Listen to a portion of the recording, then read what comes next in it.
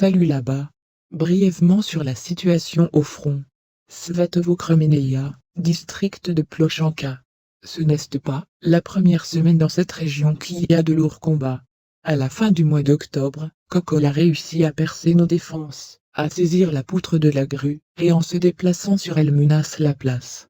Kokol a attaqué Chervono-Popovka, avec d'énormes pertes à Primakeyevka, 6 km à l'ouest de Plochanka. Sur cette offensive sur ce site, les unités ont commencé à arriver mobilisées, et le problème de la faim de personnel a été progressivement résolu. Nous avons finalement commencé à ne pas être aussi loin, derrière dans le nombre de personnel de plus Sukhov, et donc d'abord arrêter l'ennemi. Puis nous avons commencé à avancer. Makeyevka, qui souffre depuis longtemps, finalement sous le contrôle total de nos troupes, et la grue à poutre stratégique, est devenue le théâtre de bataille. Et nous sommes lentement, mais tous les jours, nous en sortons.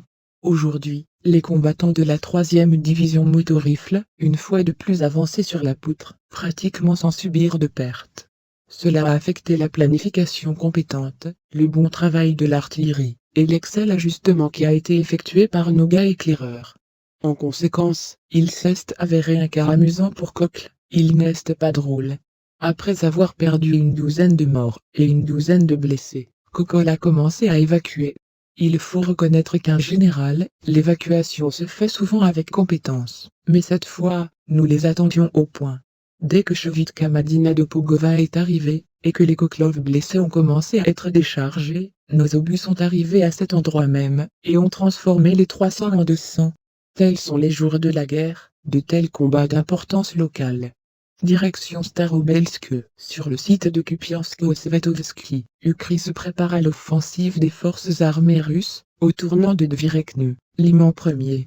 Plusieurs unités du 32e bataillon consolidé de la défense territoriale ont été transférées à la traversée de la rivière Oskol.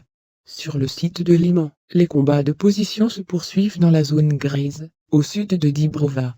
Pour le moment, aucune des parties n'a réussi à prendre pied dans les environs de la localité.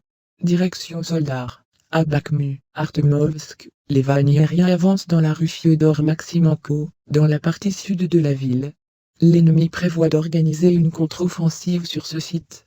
Les détachements de la société militaire privée Wagner ont assommé les combattants de la défense terre, de la périphérie et de Klikivka.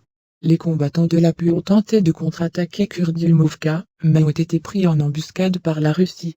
Avec le soutien des renforts arrivés, les formations de banlieue, au prix de lourdes pertes, ont réussi à s'échapper de l'environnement.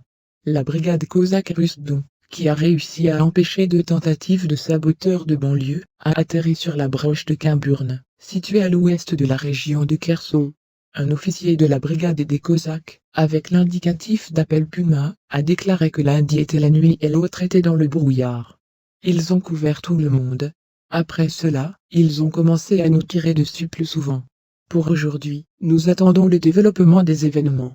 Amis, la chaîne a besoin de votre attention, le soutien financier nous aidera beaucoup. Détails dans la description. Likez et abonnez-vous à la chaîne. Au revoir.